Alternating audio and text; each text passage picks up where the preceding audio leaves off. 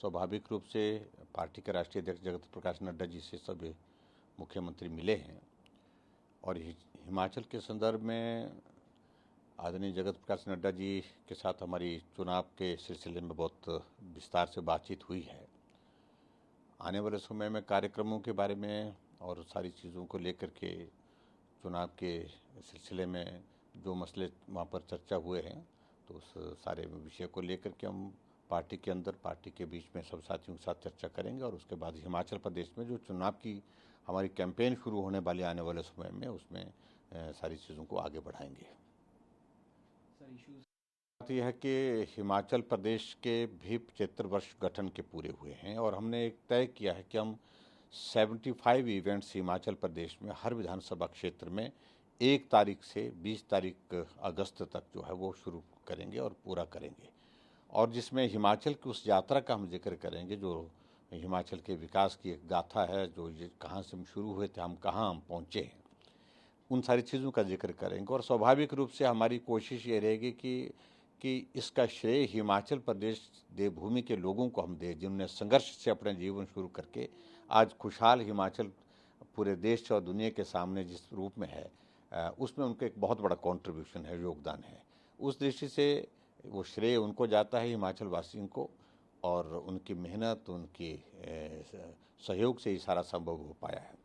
और इसके अतिरिक्त सारी चीज़ें आने वाले समय में चुनाव के, क्योंकि हम करीब हैं, हम राजनीतिक दृष्टि से कैसे प्लान करेंगे, उन सारी चीज़ों को लेकर के पार्टी के अंदर बातचीत करेंगे। देखिए, बहुत शोर के साथ उनने हिमाचल प्रदेश में आने की कोशिश की थी और ऐसा संदेश देने की कोशिश की थी कि भाई दुनिया में कोई ईमानदार पार्टी है तो एक ही पार्टी है, एक ही नेता है, इसके सिवाय और इस पार्टी के सिवाय और इस पार्टी के नेता के सिवाय कोई भी ईमानदार नहीं है।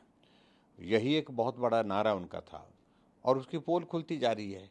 अभी आपने देखा कुछ दिन पहले वहाँ हिमाचल के जो प्रभारी जो बहुत ज़्यादा शोर से बात करते थे, बहुत ऊंचे ऊंचे बात करते थे, उनके खिलाफ कार्रवाई चली हुई है। उस सारी चीज़ को लेकर के मुझे ज़्यादा कुछ कहना नहीं है।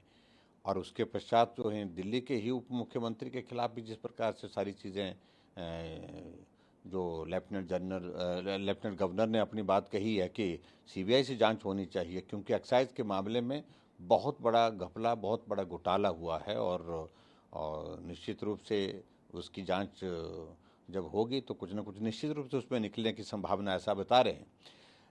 लेकिन मैं इतना ज़रूर कहना चाहता हूं कि पंजाब में 4 महीने की सरकार हुई, भ्रष्टाचार की सारी सीमाएं टूट रही हैं। वहाँ पर भ्रष्टाचार के आरोप पर मंत्री को बर्खास्त करना पड़ गया 2 महीने के अंदर ही। और ऐसी परिस्थिति कानून व्यवस्था की आपके सामने वहाँ पंजाब की है कि दिन दिहाड़े लोगों के हाथ में बंदूक और गोलियां चल रही हैं, लोगों की हत्याएं हो रही हैं। तो इस तरह से कोई संदेश पूरे देश भर में उनकी ओर से जो है वो जो देने की कोशिश है, उसकी पोल खुल रही है।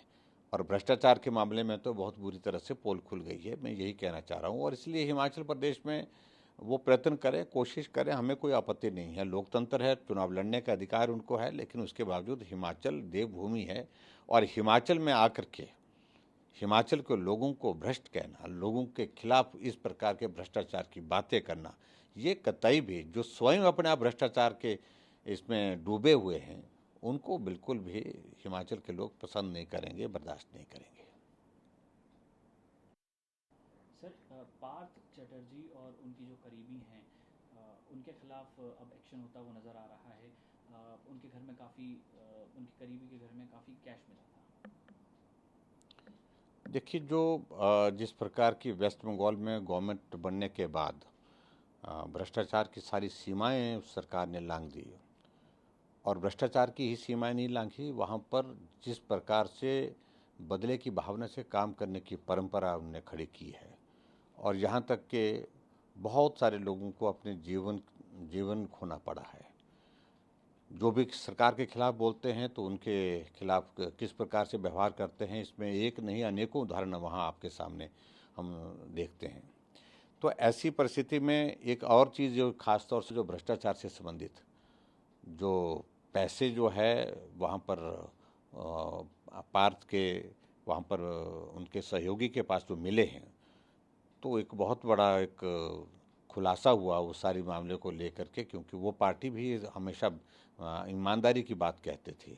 और ममता बनर्जी के बारे में कम से कम एक वक्त ऐसा था जब इन सारी बातों को लेकर के देश दुनिया कोई मानने के लिए तैयार नहीं था लेकिन अब सारी चीज़ों का खुलासा सामने हो गया कि उस पार्टी ने भ्रष्टाचार की सारी सीमाएं लांघ दी है, किस प्रकार से पैसा लूट करके, लोगों का पैसा लूट करके जो है जमा किया हुआ है। और ऐसी स्थिति में निश्चित रूप से उसमें कार्रवाई होनी चाहिए और सख्त कार्रवाई होनी चाहिए। जिस प्रकार से वहाँ पर कानून व्यवस्था जो है वो उस प्रदेश में है, लोगों को प्रताड़ित किया जाता है, लोकतांत्रिक व्यवस्था को सारी उसकी धज्जियाँ उड़ा दी गई हैं। तो इन सारी चीज़ों को लेकर के जो परिस्थितियाँ हमारे सामने है, तो ऐसे में ममता की उस सरकार को, ममता बनर्जी जी की उस सरकार के बारे में एक जो गलत इस प्रकार से जो सारी चीज़ें जो करती जा रही है, तो उसके बारे में बहुत खराब धारणा बन चुकी है। सर एक सवाल, जो युवाओं का भविष्य है वो डेंजर में होता है? देखिए, मैं उसमें बहुत ज़्यादा कहना नहीं चाह रहा हूँ। आदरणीय प्रधानमंत्री जी ने निर्णय लिया है और उस निर्णय का हम स्वागत करते हैं। और देश में बहुत बड़ी संख्या में नौजवानों को सेना में जाने का अवसर प्राप्त होगा। देशभक्ति का भाव नौजवानों में पैदा होगा। और उसके साथ साथ में सारी चीज़ों को लेकर के एक बार नहीं अनेक बार बड़ा स्पष्ट कर दिया गया है कि जॉब अपॉर्चुनिटीज़ उसके बाद जो है एक नहीं अनेक उनके पास उपलब्ध होंगी। केंद्र सरकार ने बहुत विस्तृत सारे विषय को लेकर के नौजवानों के सामने उस सारे विषय को रखा है। और 25% उसमें गवर्नमेंट जॉब में जो आर्मी में जो लगे होंगे तो उनको फिर से आगे एक्सटेंशन दे करके उनको आगे काम करने का अवसर प्राप्त होगा। सेना में ही भर्ती होकर के जो है आगे अपने कैरियर को बढ़ाने का अवसर मिलेगा। और उसके बाद मल्टीपल अपॉर्चुनिटीज़ उन जवानों के पास होंगी अलग अलग सेक्टर में काम करने के लिए। और उस दृष्टि से मैं समझता हूं कि किसी भी प्रकार से नौजवानों को जो गुमराह करने की कोशिशें कांग्रेस कर रही है, विशुद्ध राजनीतिक दृष्टि से, राजनीतिक लाभ लेने की दृष्टि से, वो उचित नहीं है, वो गलत है। सर एक आखिरी सवाल है, सोनिया गांधी के खिलाफ ईडी लगातार कार्रवाई कर रही है, पूछताछ भी उनसे की गई थी। डीके शिव कुमार कह रहे हैं कि हरासमेंट किया जा रहा है। देखिए, कानून अपना काम करेगा, ये तो बड़ा स्पष्ट है। इस बात को लेकर के कुछ कहने की आवश्यकता नहीं है। लेकिन अगर ईडी उस सारे मामले की लेकर के जांच कर रही है तो उनको अपना पक्ष रखना चाहिए। और अपना पक्ष रख करके अगर वो गलत नहीं किया है तो मैं समझता हूँ कि डरने की कोई आवश्यकता नहीं है। राजनीतिक दृष्टि से सारी चीज़ का लाभ लेने की कांग्रेस कोशिश कर रही है और जो नहीं मिल सकता है, क्योंकि फैक्ट्स अपनी जगह हैं, सच्चाई अपनी जगह है।